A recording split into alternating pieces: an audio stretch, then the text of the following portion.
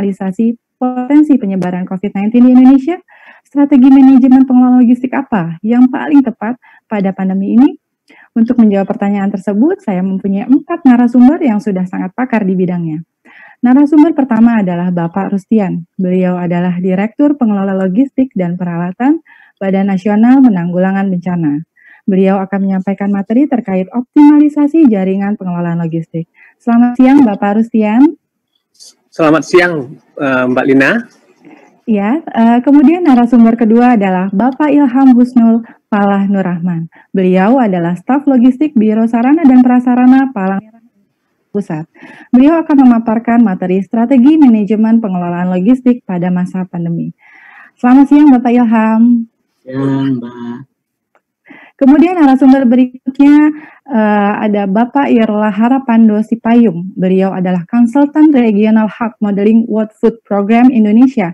Beliau akan menyampaikan materi terkait manajemen pengelolaan logistik pengungsian pada masa pandemi. Selamat siang, Bapak Sipayung. Selamat siang, Mbak Lina. Narasumber yang keempat adalah Ibu Dian Aditya Manana Putri. Beliau adalah Direktur Basnas Tanggap Bencana Republik Indonesia. Beliau akan menyampaikan materi terkait manajemen pengelolaan logistik Basnas Tanggap Bencana pada masa pandemi. Selamat siang, Ibu Dian. Ya, selamat siang, Mbak Lina. Terima kasih. Ya. Baik, pemirsa Basnas TV, langsung saja kita ke narasumber pertama, Bapak Rustian. Beliau telah mengenyam pendidikan Magister Manajemen Kebijakan Obat, dan saat ini beliau sudah mendapat kehormatan, yaitu Satya Lencana Karya Satya. Kepada Bapak Rustian, dipersilahkan untuk memaparkan materinya. Ya, terima kasih Mbak Lina. Sebelum saya memulai presentasi ini, saya akan perkenalkan dulu.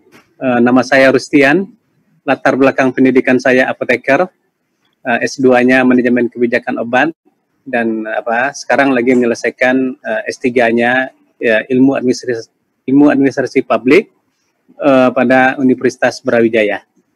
Baik, Bapak Ibu sekalian, pada siang hari ini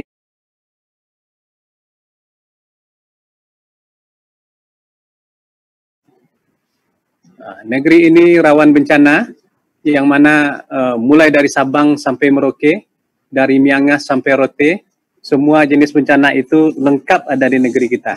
Ini rekapitulasi bencana mulai 1 Januari sampai dengan 7 Juli 2020. Yaitu total bencana sudah dengan jumlah 1.585.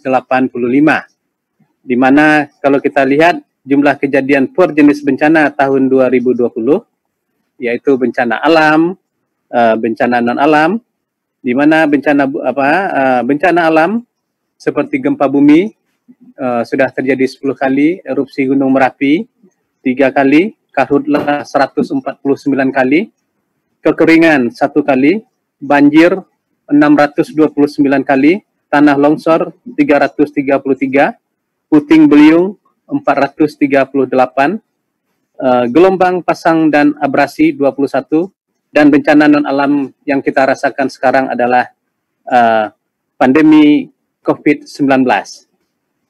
Nah, ini tanda-tanya yang seperti yang saya sampaikan tadi, dampak bencana alam periode 1 Januari sampai dengan 7 Juli, di mana kita lihat bahwa yang sudah meninggal dunia itu 200 orang, dan menderita serta mengungsi sudah 2.300.000 lebih, dan hilang 8 orang, luka-luka 285 orang.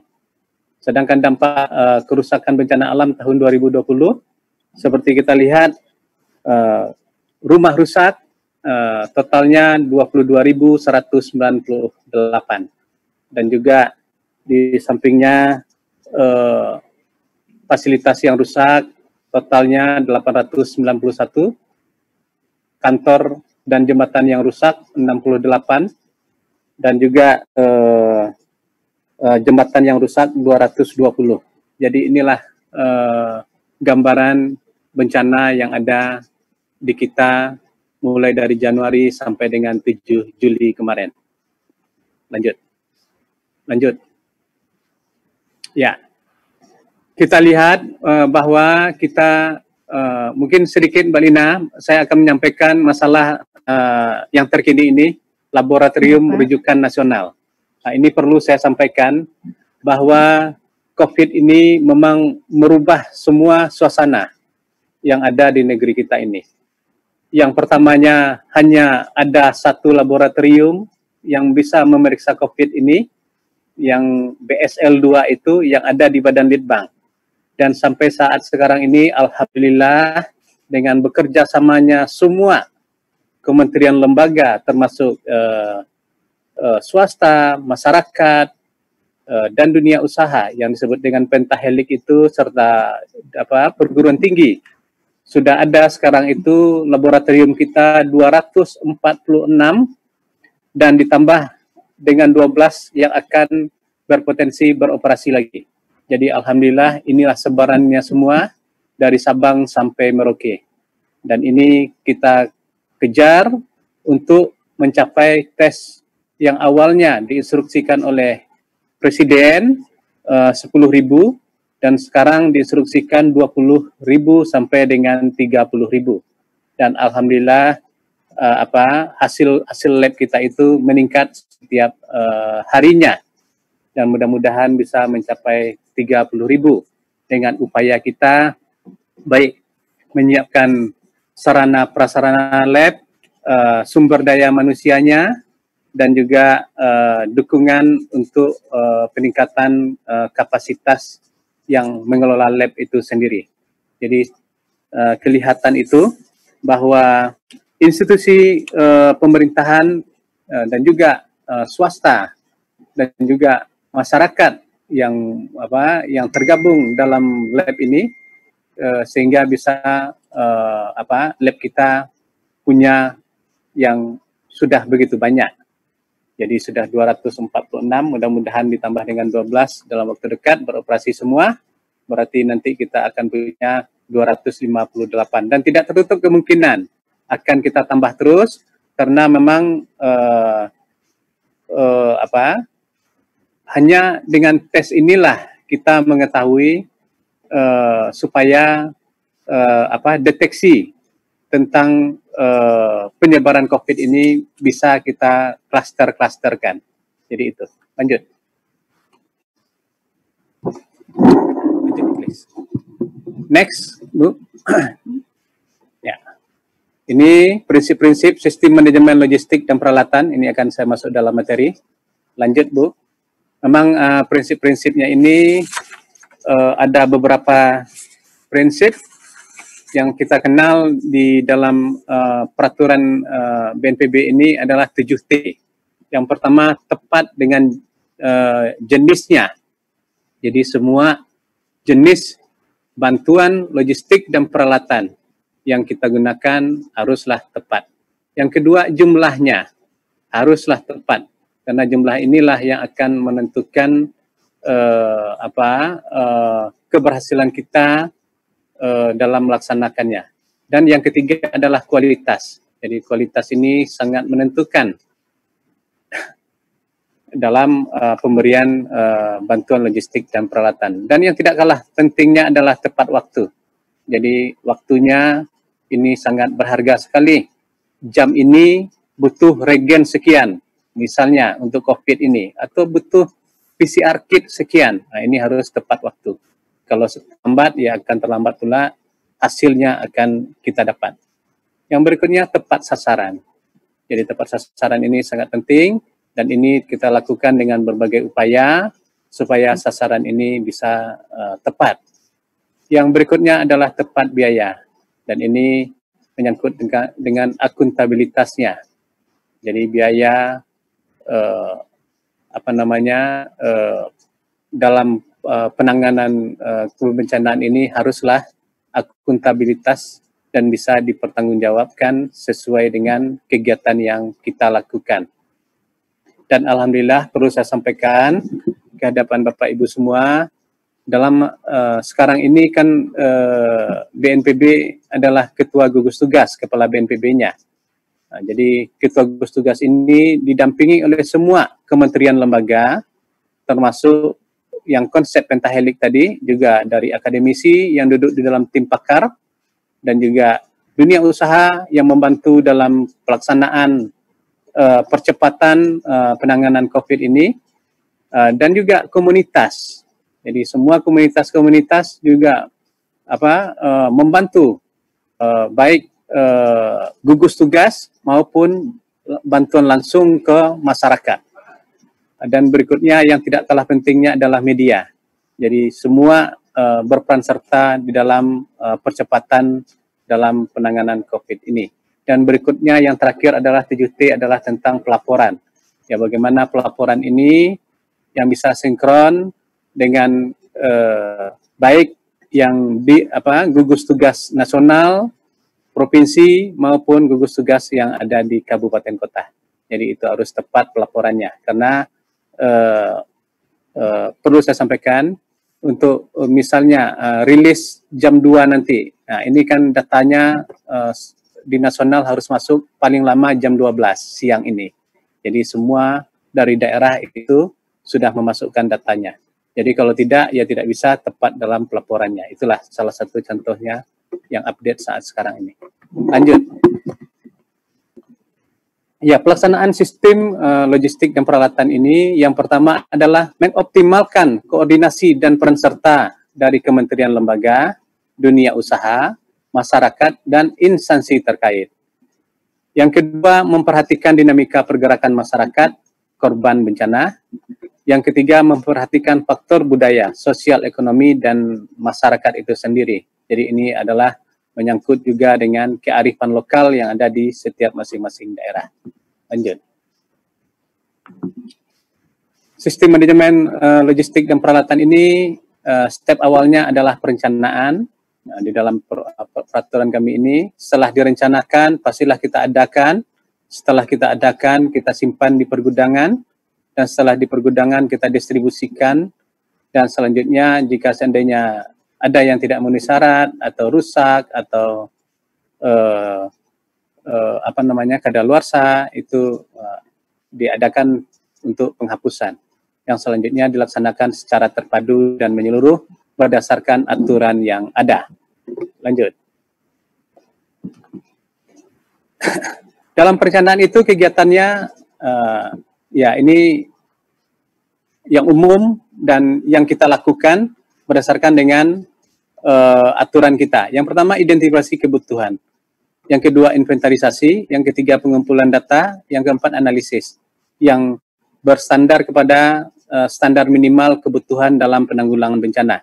Jadi kalau dia gempa, apa saja kebutuhan peralatan-peralatan dan logistik di saat gempa tersebut. Makanya kita siapkan standar minimal kebutuhan berdasarkan ancaman bencananya. Lanjut. Ya, ini maksud dan tujuan perencanaan, mengetahui jenis dan jumlah, nanti akhirnya menentukan waktu sampai ke penyampaian bantuan tersebut. Lanjut. Lingkup perencanaan, ya pertama adalah penyusunan standar kebutuhan minimal, yang berikutnya identifikasi kebutuhan, yang berikutnya adalah penyusunan kebutuhan jangka pendek, menengah, dan panjang. Ini adalah dalam keadaan karena kita mengetahui bahwa bencana ini terbagi atas 3 step. Yang pertama adalah sebelum terjadi bencana, di saat terjadi bencana, dan pasca bencana. Nah, jadi kalau yang ini kita ceritanya adalah di saat sebelum terjadi bencana. Lanjut. Ya, ini definisi umum yang perlu kami sampaikan. Lanjut saja, Bu. Ya, ini contoh pergudangan yang kita punya di BNPB. Nah, dalam pergudangan kita selalu menerima, menyimpan, memelihara, dan mengeluarkannya. Ini adalah SOP yang ada di pergudangan kami. Lanjut. Ya, pendistribusian. Ya, setelah disimpan seperti langkah tadi, kami mendistribusikan sesuai dengan kebutuhan logistik dan peralatan yang yang memang digunakan di daerah-daerah yang membutuhkan. Lanjut. Ya, tujuannya pendistribusian ini adalah menyerahkan bantuan ke penerima Yang berikutnya yang kalah pentingnya adalah menjamin keamanan, keselamatan, dan keutuhan bantuan tersebut. Dan yang berikutnya adalah mempercepat penyampaian bantuan dengan biaya yang paling efisien. Lanjut, Bu. Penghapusan, ya seperti yang sudah kami sampaikan tadi, pastilah karena semua aset negara ini harus dipertanggungjawabkan. Kalau di pusat namanya barang milik negara, kalau di daerah barang milik daerah. Jadi artinya kami bisa melakukan pendistribusian itu adalah salah satu bentuk juga dalam pembebasan atau penghapusan barang milik negara, ya baik diserahkan ke provinsi maupun ke kabupaten atau memang ke instansi terkait yang sangat membutuhkan. Lanjut. Ya, tujuan penghapusan yang pertama tata caranya penyerahan kepada pengguna barang, pemindah tanganan, adanya keputusan pengadilan yang telah memperoleh kekuatan hukum tetap dan sudah tidak ada lagi upaya hukum. Dan yang keempat adalah karena melaksanakan ketentuan peraturan perundang-undangan. Yang kelima adalah tentang pemusnahan itu. Jadi semua ini harus ada berita acaranya dan tim yang dibentuk di dalam tata cara penghapusan ini. Lanjut, Bu. Ya, pola penyelenggaraan seperti yang saya sudah sampaikan, mulai dari nasional level, provinsi level, dan kabupaten kota level. Ini semua adalah konsep pentahelix. Lanjut. Ya, pola penyelenggaraan kerjasama di berbagai bidang. Jadi semua bidang-bidangnya, baik sistem manajemennya, sistem komandonya, sistem koordinasinya, sistem pelaksanaan itu sendiri, dan sistem perencanaan maupun sistem administrasi dan keuangan, serta sistem komunikasi. Inilah pola penyelenggaraan di dalam pengelolaan logistik dan peralatan. Lanjut. Jaringan, ya seperti tadi, nasional level, provinsi level, dan kabupaten kota level. Jadi semua saling berinteraksi. Jadi konsep pentahelix itu mulai dari pusat, di nasional, dan sampai ke daerah. Lanjut. Peningkatan koordinasi dan kerjasama, itu pastilah kami mengedepankan konsep pentahelix ini. Ya, kementerian lembaga ini kementerian sebenarnya 23 kementerian lembaga ini yang ikut di dalam penanggulangan bencana, baik bencana alam maupun bencana non-alam. Sedangkan lembaga usaha, ya baik yang darat, laut maupun udara, serta sistem informasi itu sendiri. Dan berikutnya yang tidak kalah pentingnya adalah masyarakat. Masyarakat, ya LSM dan juga pakar-pakar juga termasuk di dalam masyarakat ini, dan juga termasuk di dalamnya adalah kekuatan media. Jadi konsep pentahelix tadi.